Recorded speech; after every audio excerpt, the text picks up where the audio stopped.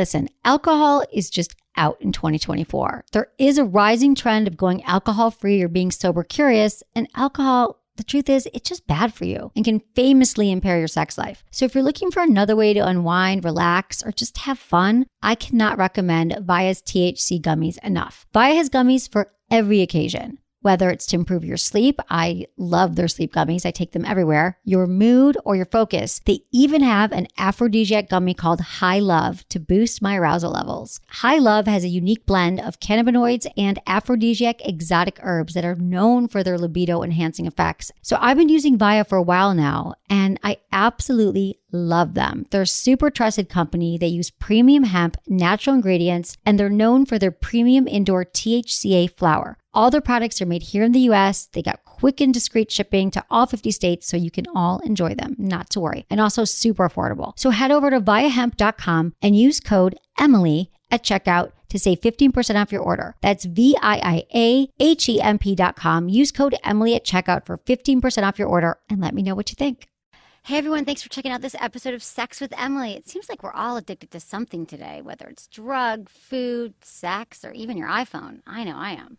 We're talking to addiction expert Tommy Rosen. He's going to help us all. He's going to save all of our lives tonight. Plus, we'll be answering all your emails about sex and relationships. Thanks for listening to the show. I love being able to help you have the sex life and relationships you deserve. And I want to give you the best show possible. So I really appreciate you supporting our sponsors who help keep this show free. Let me tell you about Promescent. Did you know 1 in 3 men suffer from premature ejaculation? Well, now you don't have to. Promescent is a quick absorbing delay spray that allows you to have the sex you want. You don't have to even think about baseball or your great Aunt Margaret with a furry mustache. You can focus on your partner's hot body, especially now that you have the time to make them orgasm. Also, Promescent closes the arousal gap between men and women. You might get there faster than she would like, so Promescent helps you last twice as long. Thousands of urologists are recommending Promescent, the only FDA-approved treatment for premature ejaculation.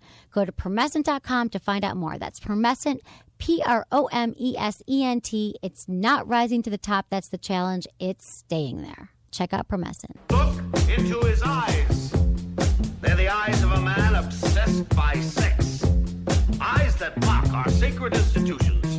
Bedroom eyes, they call them in a bygone day. Hey, Emily, you got a boyfriend? Because my man E here, he just got his heart broken. He thinks you're kind of cute. A girl's got to have her standards. Oh, my.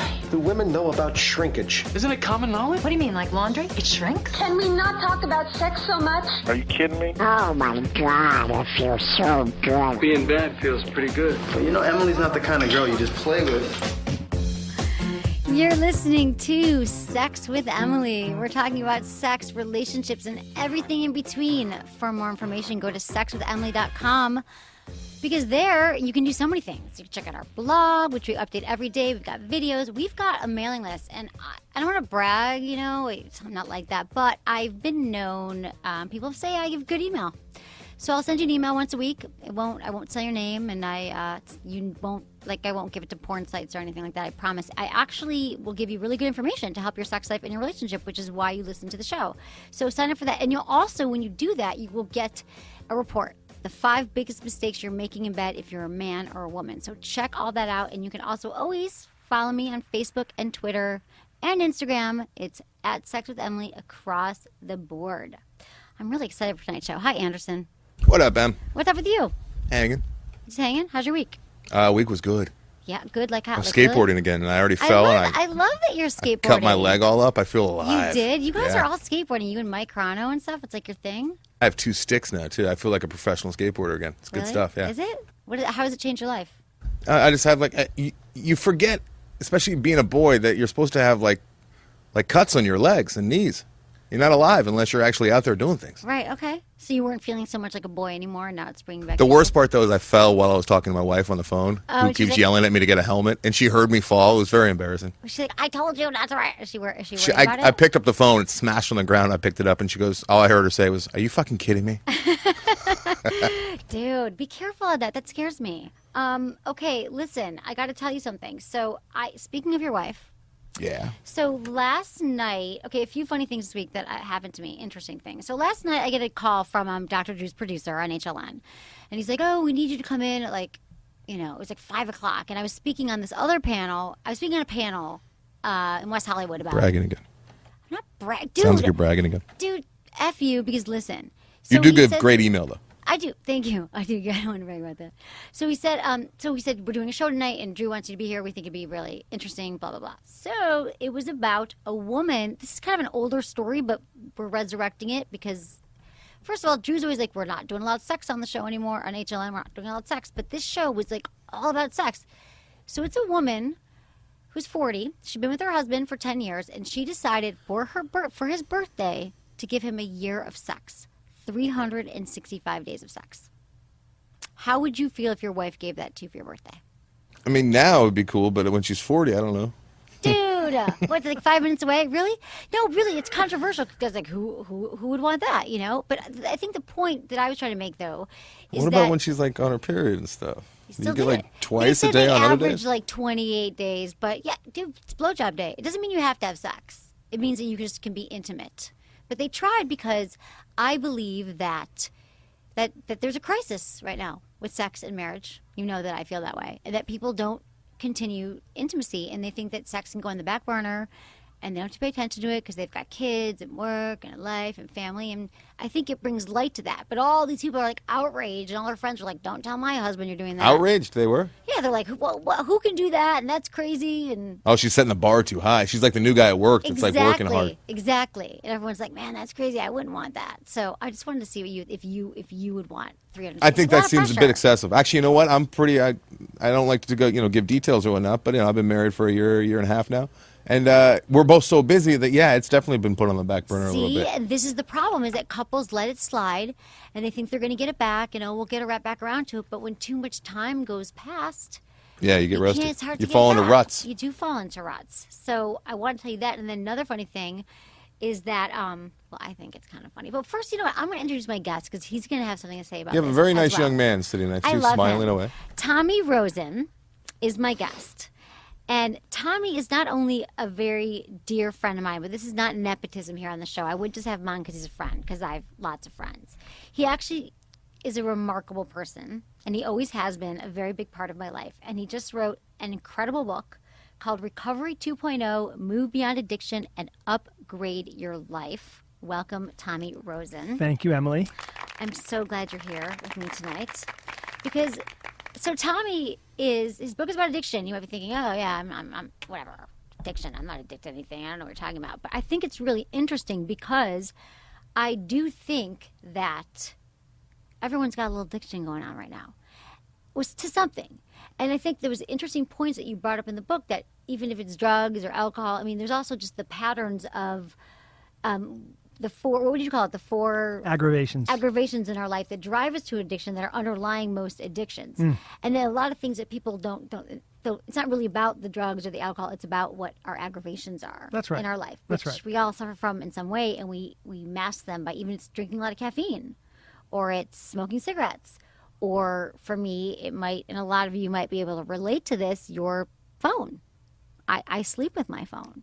Do you think that's a problem? It could be. I charge it on my pillow next to me. It really might be. And sometimes it slips and I get anxious. Like I won't hear my alarm and what if something happens? I mean, I turn it off at night. So I feel like in your book just is really relevant, I think, for a lot of people when they read it, and it really strikes a chord for people who are just, suffering in any way. And I think that you've done amazing things with yoga right now. You're a yoga teacher. And I'm going to give you a little bio here. I'm going to give Tommy's bio, official bio. I'm going to tell you the real dirt on Tommy. Okay, he's a yoga teacher, addiction recovery expert. He spent the last 2 decades immersed in yoga, recovery, and wellness. He holds advanced certifications in Hatha and Kundalini yoga and has more than 22 years of recovery from acute drug addiction. And now you've become like this. So, okay, Tommy and I have known each other for a really long freaking time. So I'd like to say 20 years. And you were my first friends when I moved to San Francisco, like real friends, because I just moved there. And you had recently, which I learned reading your book, I mean, I knew you were sober. You've always been sober, which was impressive and annoying because we'd be going to concert. No, not Thank annoying. you. No, I love it. You were like the best. You've always amazed me because you've always been like one of the best, most fun, sober people I know. Not to be whatever, and I know a lot. But we'd go to concert, we'd stay up till 6 a.m. Like, I'd be tired. Tommy's still out there dancing, like completely, sober. And it's amazing. And now I feel like you abandoned me in San Francisco. It's not true. You did, about 10 years ago. No, you stayed in San Francisco. I came to It Los was a Angeles. mistake. I totally meant to come here earlier. Did you follow Tommy here? I did, well, 10 years later. Were you guys friends or were you friends back in the day? We were not. Did we ever hook up? I'm not. Did we ever hook up? Is that what you mean? Yeah, it's shocking to me that you're sitting here going, did we? I don't remember. I think we. Your penis ever enter my No body? penis in my vagina, but I think like you might have felt my breast once or something. At least. Oh no, twice? No, at least. Okay, so when I first met Ty, I did have a big crush on you. So I have a very dear friend, Suzanne. She might be watching right now. She doesn't care, right? She Suzanne, does not care. Love you. She was actually my very first friend, and I met her at a Dead show. And as Tommy, you write in your book that the Dead was your first kind of spiritual experience. Anderson, how do you feel about the Dead? I'm too young. No, you're not. I mean, I know of Are them you? and stuff, but I know one song. I'm too young, I missed too. It. I'm a ween guy, which is kind of like the Dead. This guy's a very young man. He does not know about Grateful Dead. Okay, so I went to like a Dead show with Suzanne, and I met her, and we were like instantly BFF. Stinky, right? Smelly? Very. Yeah. Very smelly, very stinky. And Suzanne and I had this kind of relationship where we instantly became, I was, I'm the mother of her godchildren now, and you are been very dear. You lived next in their house? Were you living in their house then? I lived with Ted and Suzanne for years. Many In the years. psycho In years. Okay. So I'm always thinking you're sober, you're fun, whatever, but I didn't realize how really true, even though you were sober, how really truly psycho you were. That's right. And I mean, we all thought you were psycho. Like Tommy's always been the fun. I mean, in a way, like crazy Tommy, but still, sober, which is so interesting because you talk about how you've gone through the 12 steps, but yet there's still the addictive mind. That's right. It's shadow and light to everything. So there's this incredible thing, very fortunate to survive drug addiction. There's no joke there. Very, very fortunate to survive it. And I had to learn the hard way that you can survive drug addiction and still be stuck in other addictions. We see people, they put down drugs and alcohol, and it's like a whole sea of people, like, ooh, people addictions, let's get in there. Or food, ooh, food addictions, or now it's technology and all the money addictions, gambling, spending, debting, all this stuff. Pornography. Oh, well, Sex. pornography, epic, rampant. Epic. I mean, this is like the thing I hear from people every single day. I've got guys pulling me aside, like friends of friends. They're like, hey, so did I tell the story last week? A guy friend's like, I masturbate. Do you think I have a problem, Emily? I don't recall you talking He's like, about that. I masturbate twice a day. Do you think it's a problem? And I'm like, no, totally. Because most people want to know if they're normal sexually. I'm like, Well, it depends, too. If he's doing like 2-hour sessions, that's a no. problem. Like, here's the thing. I'm like, twice a day? No, you're fine. It's cool. Because everyone wants to know. No. I'm like, it's fine. He's like, okay, well, sometimes it's 4. I'm like, okay, but is it affecting your life? Like with addiction, is it wreaking havoc on your life? Are you able to work? Are you able to, maintain relationships? And he's like, well, actually, I try to be with women. Sometimes it's 6. He upped the number. He said, and I actually can't get hard with women. And I can't get turned on. And Yeah. so, and I just feel like everywhere I go now, it's just becoming this thing because it's like raised the bar for a lot of men sexually. Right. And they're masturbating all the time, and they have a hard time actually performing in bed. And it's like, it's rampant. I mean, it's available for kids at such a young age. I was at a 12-step meeting recently, and a guy actually shared, it was what we call a universal 12-step meeting. So any addiction is welcome. So this guy started sharing about his pornography habit, and it wasn't so much how often he was doing it or what the exact behavior was, but it was the feelings that went along with it for him. So this was a guy who he would have the sexual release and be caught in this fantasy world of images, and it would pull him out of reality. He'd have the sexual release. He'd feel completely empty. There was a great sort of depression that followed that release for him. And it just perpetuated itself again and again and again. The guy felt so disconnected. And he reported back, just like what you were just saying, that the images were more powerful for him than real life. Right, exactly. That you can't beat that when you're having sex. It's like, no, you can't. You can only beat off. You can't beat that when you're having sex. There is that. Yeah, exactly. So it's true. But isn't that like all addictions in a way that you do it because it feels good in the moment, and then afterwards you sort of had this emptiness with many addictions? Short-term gain, long-term loss. Right. Right. So yes, I'll get a pleasure in the short term, but I'm giving up a bigger price. Right. It's unsustainable. So you got sober at a young age, which is so impressive. First of all, I feel like, you went to Boulder. You grew up in New York. I feel like all my friends went to Boulder. Like they just, you guys partied your ass off. I kind of wish I went there sometimes. It was epic. I mean, it was certainly no holds barred. Let's just put it that way. Everybody took it just about as far as it could go, and it was a particular era, those late '80s there in Boulder, where, I mean, the cocaine was flowing and the drugs were flowing and the women were flowing, and it was game on over there. And, for people with my particular makeup and personality, it was completely. You've always had, okay, so you're married, happily married now. Very happily. Very happily. I was Yes. at your wedding, which was beautiful. Yes. And which was amazing too, that you're married and happy. Thank you. And I know that you truly are. Like, it's not like, oh yeah, they're happy, because you never know what goes up. But I know that you guys are a Yes. very strong couple. Prior to that, Tommy, you were quite a ladies' man. Well, The women love- define that, would you? I define that women. That you love women. Women loved you. Yes, a lot. That's fair. That was the thing. And I loved you when I met you. I was like, oh my God, he's so cute, Tommy. There were so many women that just absolutely did not love me. Really? After you dumped Absolutely. them, or just what? No, in general. No, I want to paint the accurate picture. There was a certain there was a lot of attraction, a lot of stuff there, and there were plenty of people who were just be like, who's this jerk off? Who's this? And were jack? those the ones that you would go after then if they didn't like you? Not necessarily. Okay. Not necessarily. Well, there was some interesting. I mean, oh God, there's so much to say here. But I want to say, like, in your book, there were some things about the relationships that you were in. We don't have to get into that. That I knew you during some of those relationships is interesting, and I wanted to talk a little bit about codependency in relationships. Love it. Because I think a lot of people suffer from that. And they might not even know that they're in this codependent pattern. So Yes. can you kind of break that down for people? Sure. I'll give you a definition. So codependency, I look at it as the disease of the lost self.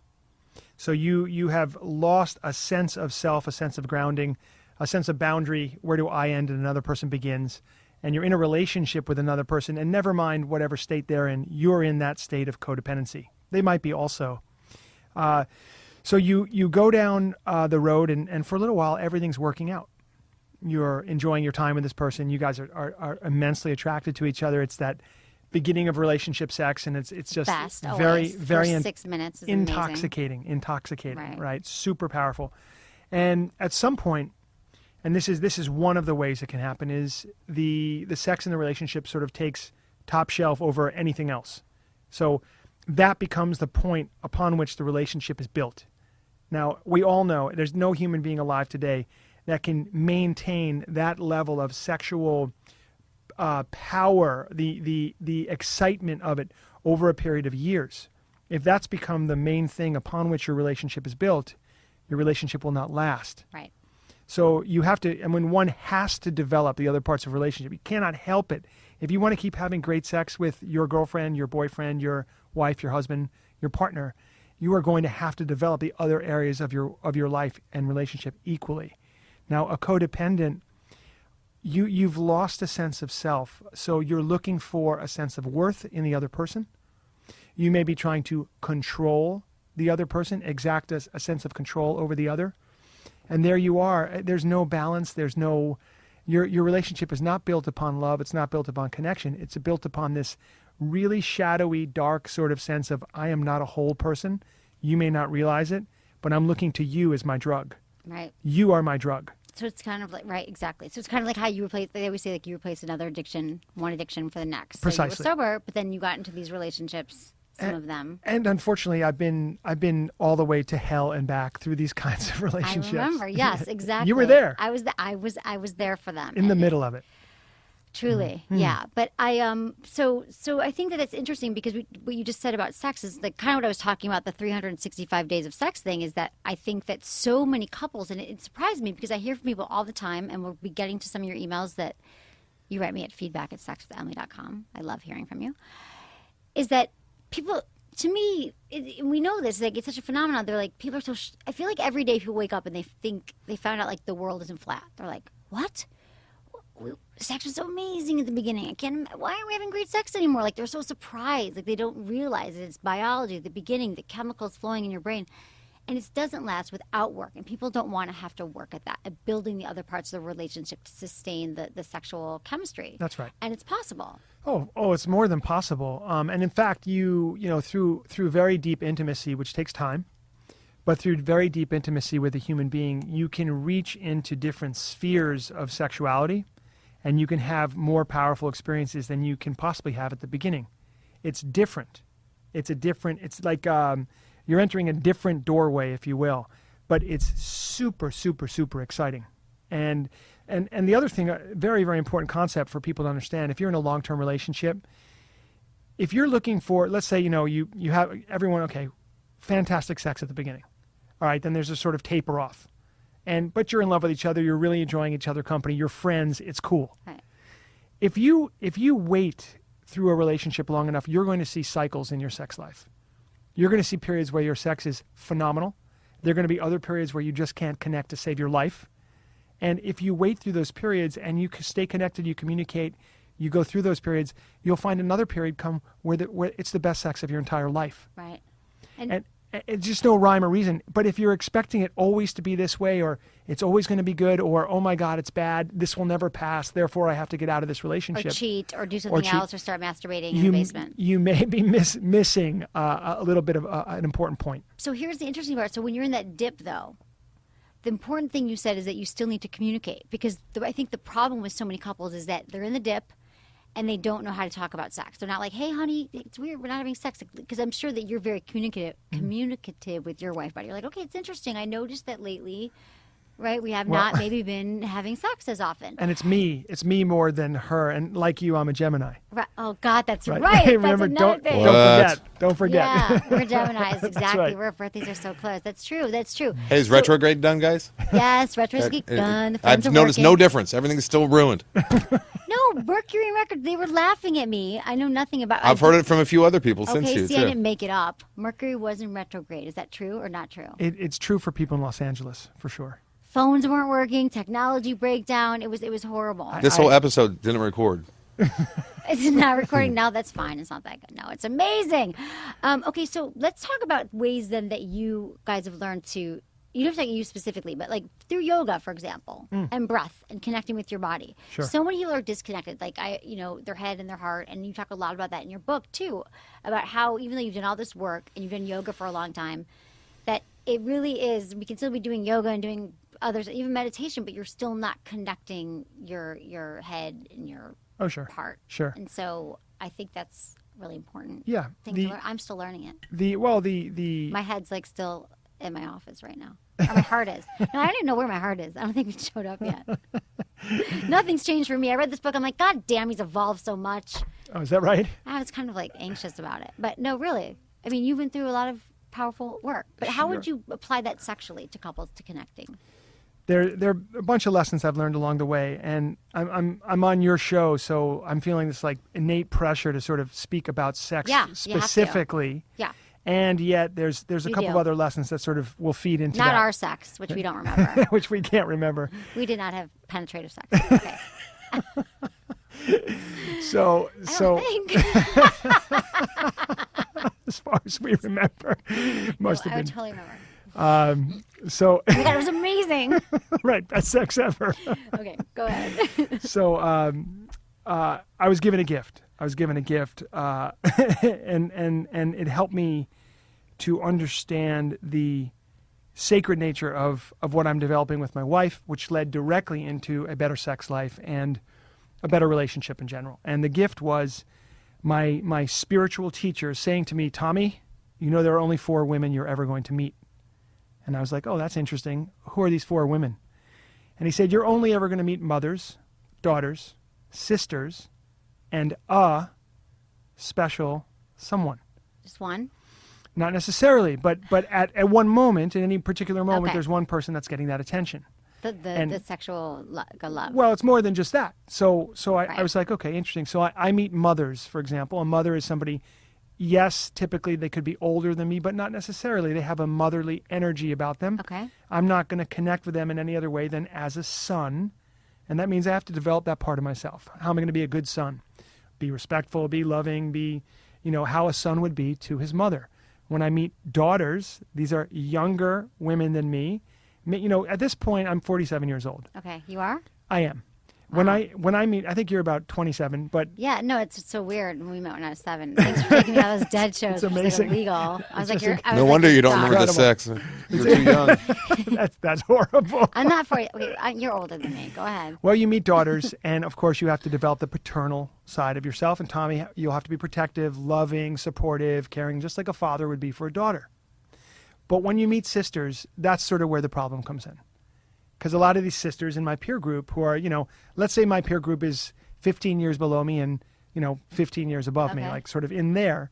Now, those could be daughters, they could be mothers, but if I'm feeling that sense of physical attraction to them, and they seem like they're in my peer group and they're not my wife, they fall under the heading of sisters. Okay. And this is where I've got to get really good at becoming a brother. How would a brother be? Platonic, fun, playful, not flirtatious. So you learn to cut, because you're always very flirtatious. These ideas are meant to be aspired to. Right. Okay. So got this it. is So not you a still perfect plan. Right. It's not like you've. Right. I get it. No, it makes sense. Am I ever attracted to another woman? What do you think? Yeah. Definitely. For God's sakes. Yes. I'm a man. I'm in a human body. And thank God I'm with a woman who understands that's not threatened by that. Is my wife ever wouldn't attracted to another right. man? Of course she is. She's in You a guys probably like talk about it. And, yeah, like, but work it's just through simply it. it's just not a problem. It doesn't need to be a problem. We're not threatened by each other in that way. And that's huge, because so many couples have this raging jealousy and they don't even know how to discuss it. So that's an interesting paradigm that people could adopt. It comes from a place of insecurity, of course, and that's not putting anybody down. That's just saying, hey, if you're looking in your boyfriend's Facebook page or you're looking at your girlfriend's, diary, and you're trying to pull out like information, that's because you have it's because you have a lack of trust, and that may be valid. But the fact is, there's an insecurity there, and you want to know what they're doing. You want to control the situation. Exactly. The fourth person is the one person you'll meet, that wife, that special someone, that husband, whatever, and that person's going to see a side of you that nobody else gets to see. Okay. Yes, it's sexual. Yes, it's sensual, but it's more than all that. There's a But can it be like that? to it. I get what you're saying. Mm-hmm. These archetypes of people, but Sure. can it be one person one night and then one person the next night? It gets or are confusing. they saying that there's only one, that there's one person in the universe for us all? Oh, I don't believe there's one person for us all in the universe, but it's just a question on how you want to spend your energy. How do you want to spend your energy? Ask me the question you asked Anderson. Would you want to have sex every day for 365 days? Hell no. Oh my God, I'd be exhausted. Right. I mean, how depleting would that But be? I think it's depleting, but it's more about being conscious and being cognizant of your intimacy and connecting, because so many couples let that slide. That's right. Even just the kissing or the touching, or it doesn't have to be sex. It can be massage. It can be. That couple though that did the 365, they just started it now, or No, they did it like last year. did they report back how the sex Yes, she wrote a book. afterwards, or like the next year? Was it like 10 times total? They just got divorced. They were so over each other. I wouldn't be Just kidding. surprised. I wouldn't be shocked. No, it was awesome. No, really, like they learned how broken their marriage really was, because they had let all these other things get in the way of their connection. The reason why, and I think Tommy could probably agree with me here, is that I would not want to ever feel like it was a chore. Like, we haven't done it today yet. We still Right. have to. I still got to take out the trash too. Absolutely. Do we have time? I never want to think of sex with my wife as a chore. Right, but so many people do. But the problem is, some people just take out the trash instead of having sex. Like, we got to take out the trash, we got to pick up the kids, we got to do the laundry, all the stuff, and then they don't have sex. So eventually it becomes habit. And you learn to, I know what you're saying, like, oh, really, sex again? But I just think the point was it really connected them, and it taught them a lot about their relationship and whatever. But speaking of that, a word from our sponsor, which can help you if you are not necessarily having so much sex. You could buy a fleshlight. Because, do you know what a fleshlight is, Tommy? I actually don't. You don't? Okay. It's shocking to me that people still don't know about it. Maybe because I work on Loveline and whatnot, but like, I feel like everyone's walking around with fleshlights I on should them. have bought you a flashlight. It is the #1 sex toy for men, and probably the only one you want. Like, women give hundreds, thousands of vibrators. That's actually what I personally own. And it wouldn't be amazing if you could feel the pleasure of having sex anytime, even if you don't have a partner. It's a male masturbation sleeve. You really have stunned me. I know. Stunned me. So it's a masturbation sleeve, and it simulates the sensations of sex. So you have the option. You can use your hand. That's what guys have. They got their hand. But women, we've all these other options. But now the fleshlight feels amazing. It feels like real sex. It's engineered to look and feel like the real deal, and a lot of people think it's even better than Can sex. I possibly get a visual? You can go to my website. This is what everyone should do if you want one. You should go to my website. I don't know. A visual is just like it's made out of like their special material that feels like. Okay, you can also buy one that's like shaped like a vagina of your favorite porn star. Not that you have one. And men use it for stamina training to last longer in bed. Did you say you could shape it like the No, vagina they already are shaped. of Porn your stars, favorite porn star? Porn stars have it like they mold their vagina into a fleshlight, and then you could buy it, and you're like, oh, I really like. Who is supposed to be Tara Patrick? For example. Considerably more loose, though. The porn star ones. Hey, Rune's flying one in for you to check out. Oh, cool. You got to check it out. So anyway, the fleshlight is amazing. It's like sex in a can, basically. But if you're in a long-distance relationship, your partner can even... Okay, I think hand jobs... Whatever happened to the hand job? I love a good hand job. The old-fashioned. The old-fashioned hand job. Like, what happened to him? I'm trying to bring him back. So you give your partner a fleshlight. You can use it in your own. Runes. Come in, Rune. Rune's going to show you what a fleshlight is. You can check it out and have the most mind-blowing orgasms of your life. Go to sexwithemily.com. Click on the fleshlight banner. And now, for all my listeners, you will get a bottle of their amazing Flesh Lube, an actually award-winning Flesh Lube, if you use code Emily at checkout. I'm stunned. Do you want one? I don't. Your wife can give you a killer hand job tonight, and it feel really, really good. I really don't. Okay, And well, no fine. cleanup either, which is another good thing. Well, another. Your wife will like that. Rune actually has these hanging over his bed. Okay. Like microphones for like boxing matches. Like he just pulls down one whenever he feels like that night. Exactly. There is so absolutely no judgment on this. Okay. It's just interesting how creative human beings can be. Exactly. It's amazing. Look at it. Yeah. It's it looks like a flashlight. Get it? Flashlight. Okay.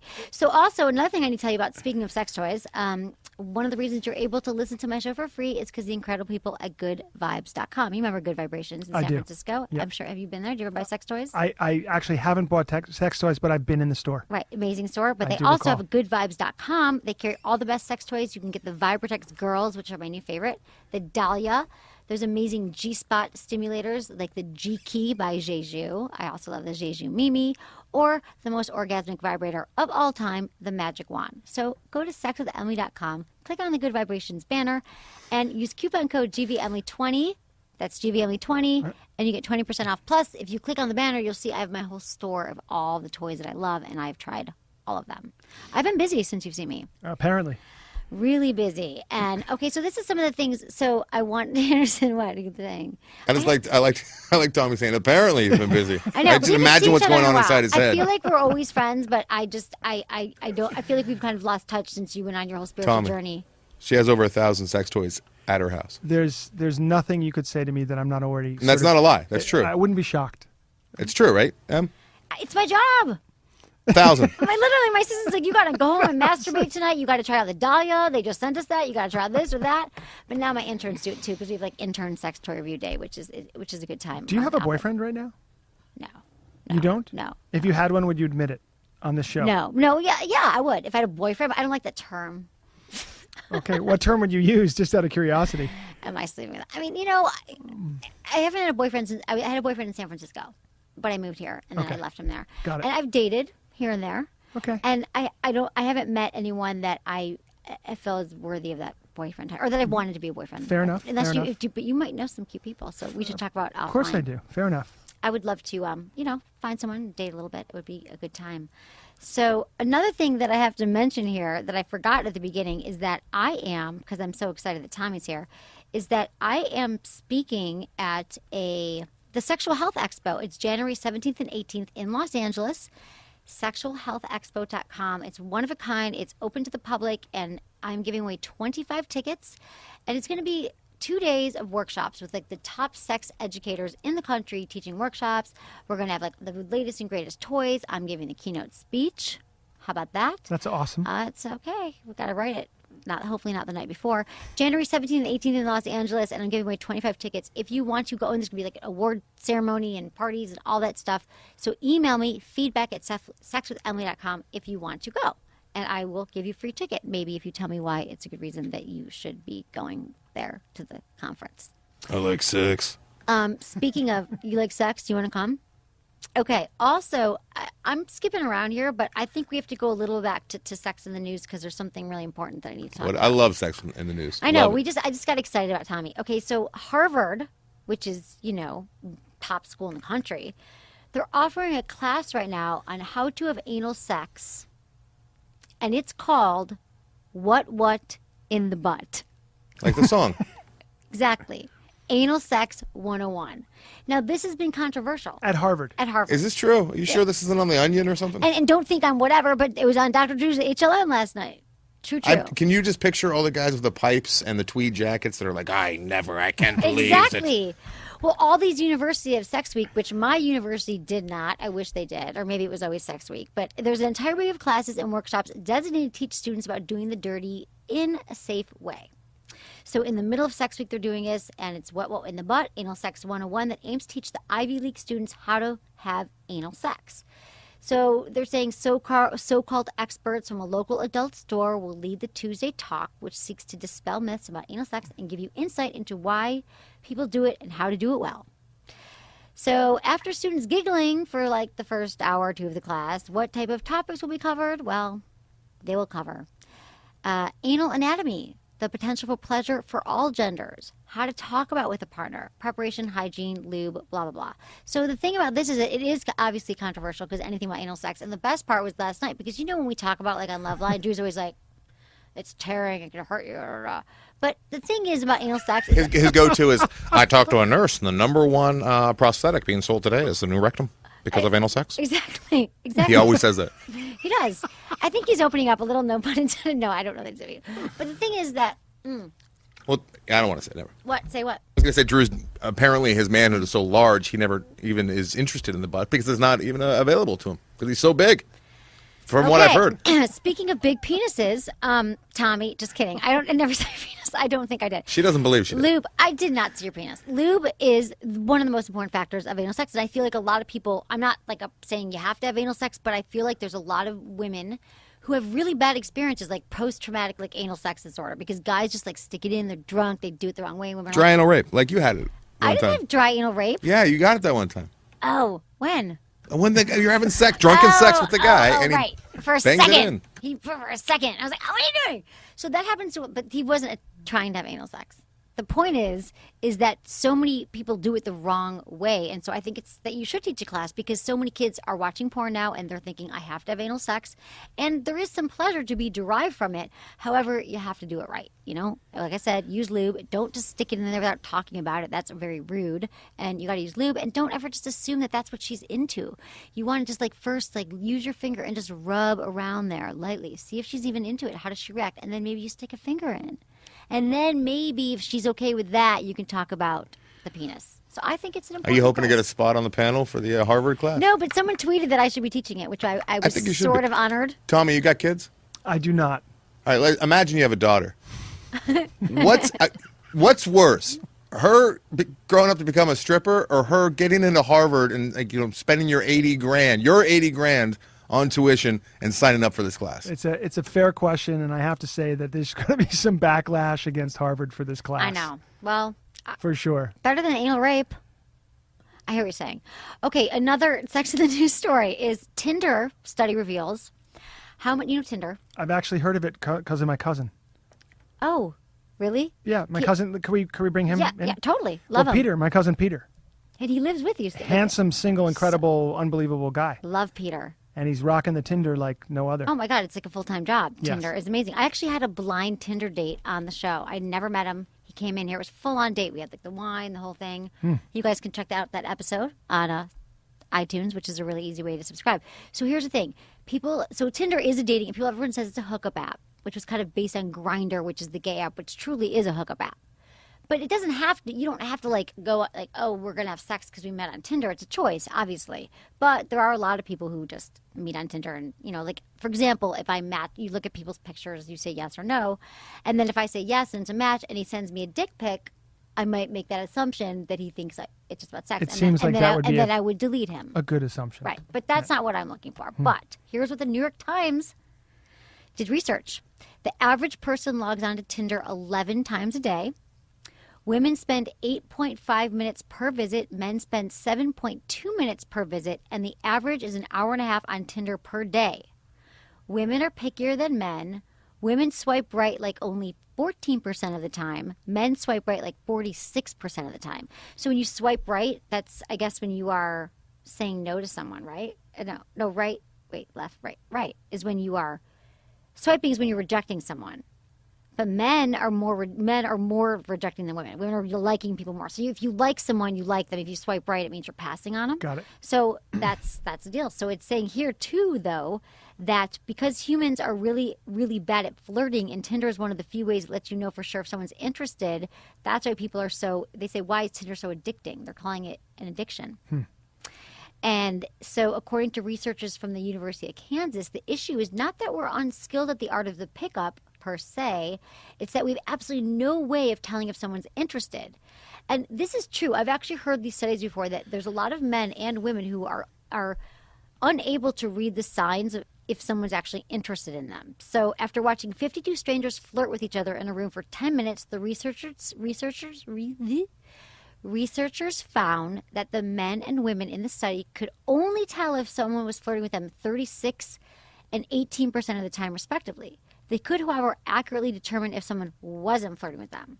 So correctly identifying their conversation partner's lack of romantic interest 80% of the time. And I hear this all the time from men and women. They're like, God, I wish I knew. I couldn't tell if he liked me, all this stuff. So I think, but I still think that there's something that's being lost to the art of just meeting someone in person. Oh, absolutely. And, I never really dated online except for my blind Tinder date on the show. And we actually went on a second date. I liked him, but just till the second date. And then I didn't like him. Why? What happened? I like that guy. I know you did. You really liked him. Anderson checked him out first to make sure he's... Because I literally... I didn't check him out. I mean, I talked No, to you him. didn't, check out his package or anything. He come in and go, tight ass. Anderson, he's totally fine. He's totally fine. And he was. He was sweet. But then he wanted to kiss me after the second date, and I didn't want to kiss him. You were a prude. I had no idea. Really? Dude, just because someone by mistake they stuck their penis in my butt doesn't mean that... No, I am a prude. And I have to tell you, no, I'm not a prude. But I wasn't interested. I don't just kiss someone because I'm But if you're interested enough to go on a second date, I would assume right. But that by you're the end of the interested date, enough. I Yes. didn't want to kiss Okay. him. So that to me was a sign, So I think that's interesting. And Tommy, you are always with women. I just feel like you're saying no, they didn't like you, but I feel like there's a lot of men. You always just had that personality that you didn't need alcohol, you didn't need drugs or anything because I never met you when you were doing those things. But you just had a way about you with confidence. And I always tell men this all the time because that is one of the top questions I get asked is how do you approach a woman? And I feel like you always had success in that department. And you're going to have to go way, way back, but what was it about that? How did you have that? Because I know you still have insecurities like we all do. What would be your best tip, you think? It's interesting when the worst thing that you can imagine happens to you, there's a certain freedom in that. And so the worst thing that can happen to a guy when he's approaching a woman is to be laughed at, or literally to feel a sense of shame, And rejection. Like powerful rejection and creating shame. That's sort of the worst case scenario. And when I was a young kid, that happened to me all the time. And you get over it. You don't die. I didn't die. I did get over it. I just kept getting up. And there came a point where there was a young girl who was just like, yeah, I dig you. And we hooked up, we got together, and it was like, holy shit. It was Right. It was the most incredible thing to realize, there was some people that were just not into it, and then there were some people that were into it. Just like everything. And you were like, wow, I just literally, the worst had happened early on. And I got more comfortable. But then you got more comfortable. So Yeah. that's why I always tell guys, I'm like, you might be rejected 100 times. Doesn't matter. it You're doesn't not going to die. matter. You get practice, and then you get more comfortable. But there's so many guys who are paralyzed in the corner and just don't know how to approach women. Well, I mean, to a certain extent, there's necessity involved, and literally, I really, really, really love women. I know. I really do, and there's no other way to And put I it. love that about you. And I do, and I love a lot of different kinds of women, and I feel, I love connecting, and I love life, and I have big appetites. Obviously, I'm someone who struggled with addiction in my life, so all those things sort of went into this person who was very comfortable and to shadow and light. We talked about shadow and light. The light side of it was there was a tremendous amount of love and a tremendous amount of sincerity, actually. Yeah, I dig you. Let's go out and let's have a fun time. Let's go enjoy our lives. That's all great. Right. The shadow side of that is there's an addictive component to it, which came out at certain points in my life. But the beauty was epic, and later on the challenges were really, really painful. Right. It's all of it. So It's all of it. Dating is tough, but I just feel like everyone just has to get out there. And everyone's always saying they live in the worst town to date in and wherever they live. And I think it's never about that. It's about yourself. It's about wherever you go, there you are. Well, I just have to comment on the there's no one to date kind of comment. Whenever any of my just hang on here. So Go. I live in Venice, California. I'm in the yoga world, right? I teach yoga, and by the way, you should see what comes into my class sometimes. Hot. But it's ridiculous, and so. But I say to my friends, my guy friends, who are like, I can't meet anybody. There's no one to meet. It's difficult. I'm like, this is how it's going to go down. Okay, go out and buy an $80 yoga mat. Go into a yoga class that costs $20. You've now spent $100. Place your mat down in the class. Look to your left, say hello. Look to your right, say hello. You've now met 2 people that you could fall in love with and marry someday if you really wanted to, who are gorgeous, who are lithe, who are involved in a process that keeps them in great shape. Not everybody who steps into a yoga class is the greatest person ever, but all these people are like actually going, if they stay with it, they're going to be moving towards being great people. Just go out and you. I think that is such great advice. Come on, $100. $100. That's Why your did you buy investment. the $80 yoga mat? You don't buy. You know what? Rent a yoga mat. You could rent it for $1. $5. Okay, so where do you where can people find you and teach and all that stuff? All right. So these days, because I released my book and I've been on Recovery 2.0, and we want people to buy it at TommyRosen.com. they can buy it on Amazon.com. Amazon, okay. Sure. I released my book. I'm releasing a coaching course for people in recovery from addiction on December 3rd, and you can learn about all that on TommyRosen.com. But because of all these new initiatives, I gave up my local LA classes, and now I just teach workshops around the world. So That's amazing. we're Costa Rica in 2 weeks. We're going to be in India in a couple months for 6 weeks, and then we're going throughout the UK and Europe from April and May. Get back, and then we do a summer circuit here in the United States, and it's just teaching all about yoga, meditation, and healthy life. You know, how to live a great life. That's. I'm so proud of you. Oh, thank you. I want to take one of your classes, but now you're not even doing it anymore. I missed the boat. We'll do a private Yeah? anytime. I love it. I would Anytime. love that. Yeah. And I have been doing more meditation again. You remember, because that's a big part of your book as well, that, I think everyone should meditate. And you remember, like, I did those 10-day silent retreats. Do you remember I did that? I do. When I went traveling, backpacking, and all that. And then I've lately been meditating again, because is that why I probably seem really calm to you tonight, really mellow? But you'll appreciate this, Anderson. Do you want to hear the story? Of course. So the other day I was on Allison Rosen's podcast. Allison Rosen is Love Allison, yes. Yeah. So I'd never met her, but I was on her podcast, and so I got there early because my new assistant Kimber is awesome, and she like made me leave my office an hour ahead because there's gonna be traffic, right? Getting to it's the Corolla Studios. Yeah, it's in Glendale. It's Glendale. terrible location. But I got there in 20 minutes. So I was like, okay, I'm gonna do my 20-minute meditation. So it's kind of a tight. I thought this was going to be turned into a Waze ad. You're not doing an ad for Waze? No, I'm pissed at Waze right now. I don't want to talk about it. So I was sitting there and doing my meditation. I closed my eyes. I got this app, 20-minute thing. It rose for 20 minutes. I know exactly how long. I'm going to do it 20 minutes. And my eyes are closed. It's dark. I'm sitting there, and I'm doing it, and I feel good. I'm going to be really great for the show. And all of a sudden, I feel people coming towards my car, and they're waving at me. And it turns out Adam Carolla is trying to pull his car out of the parking lot, thinks that I am just staring at him because you can't see them. My eyes are closed, but there's some chick sitting in the car. And they're really sorry, Adam's got to get out. And I don't know how long they were waving at me, but I'm like, oh my God, I'm so sorry. I was meditating. This chick's in their car. So then I pull up next to him, and he gives me this look, and he pulls out. I don't know how long they were. He's such a crotchety old man, They're too. He's sorry, he's in a really pissed. bad mood today. I'm like, I'm really sorry. I They was meditating. in don't a have to say parking he's in a really bad mood today. They just have to say he's here today. You just preface everything with he's in a bad mood in lot. your head because he Because always they felt is. that I felt bad. I just felt bad because I was, I'm trying to bring that, into my life again, which I think is Ironically, if he was actually meditating with you, he'd be a much happier person. I know. Wouldn't we all be happier if we did a little meditation in our life? I think it is the breath. It's very healing, Oh, absolutely. right? We have to all get connected to that. Big So part of sex, by the way. Let's talk about that for a second. Sure. So obviously, breath, most important thing in the body. It's the highest, the hierarchy of the body's needs. Breath is number one. So we use the breath to, first of all, to control the way that we have sex, to control our release, right? And also to direct energy. So very, very powerful. Very powerful. You learn how to use the breath, you unlock certain doors that lead to greater pleasure and lead to a kind of a stamina that most people don't actually, know about. So practice the breath work before or actually during sex as well? Because a lot of people hold their breath during sex and they don't realize it, and it can actually prevent them from women, especially from having orgasm. Everything's about creating vitality, and from the yoga standpoint, so you're creating vitality. You're working with prana or life force, which comes in through the breath, and then we're trying to direct it. So we direct it in every aspect of our life, and of course, sex and sexuality is no different. So how can you use the breath to become a better lover, to become a more present lover, to strengthen your body and your vitality and to be more present? Those are powerful ideas. Do you do any of that Tantra stuff? Sure. So, Tantra is a very misunderstood thing. So what you're thinking about in terms of Tantra is not what I'm... No, I know all about it. Yeah. You know all about it? You know all about it? Yeah. So when we talk about tantra, just the word, all tantra really is about present experience. So am I into the present experience of sex? Sure, that's where it's at. That's where the action is, right? And the more you can be present, the better off it is. You can bring fantasy into your sex life and still be present. Right.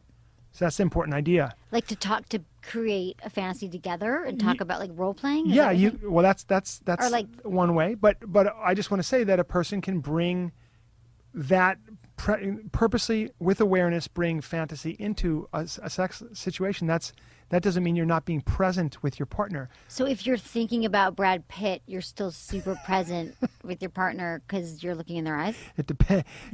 You might be taking it slightly out of I context. don't like Brad Pitt. I don't think he's cute. You might be seeing it differently than I'm seeing it. Okay. But the main thing that we're seeing, I'm that more shallow. I think one of the sad things is that when people, they have left the building when they're having sex with their partner. Because they're thinking about the porn they were and just watching. they're just out of the building and they're not really there, and they're more interested in sort of their image of how they're going to get off, an image of what they think the other person wants, but they're not really connecting with the other person. So there's no intimacy, there's no connection, and I just think that's just shitty sex. I do too. I think that so many times, and women are so socialized to please the man. Think about what's, and women are insecure too. Are they pleasing each other, and no one's enjoying the moment, and it's a problem.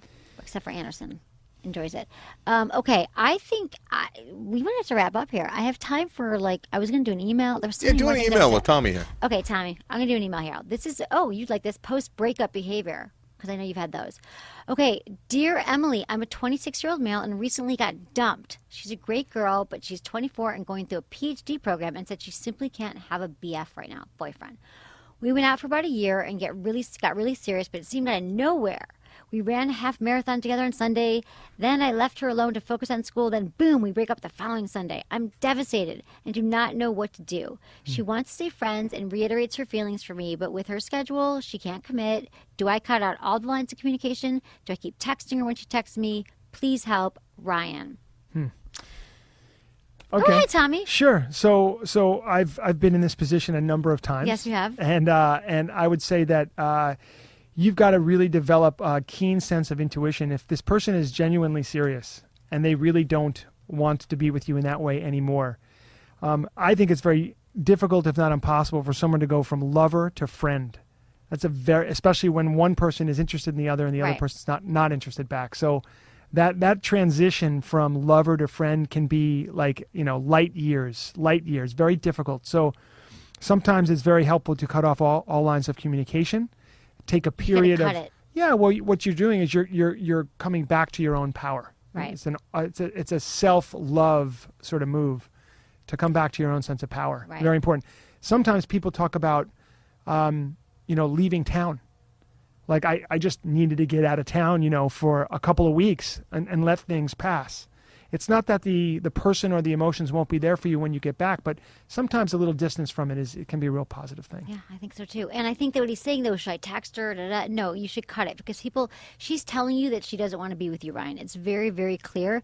And there's no dispute here. There's no discussion. I think that he likes to think that he heard something else. But she was really clear here that she needs her time. And often we don't listen. Well, here's the thought. Yeah. Sorry. And don't keep texting her back because it's addicting. You're going to text her to delete her number and take some time off, and no one ever listens to you, but you should really delete the number and not text her back and cut. And the thought that comes to the person, either the one who's been broken up with, the thought is, if I don't call her or text her, she won't know that I'm not giving up on her.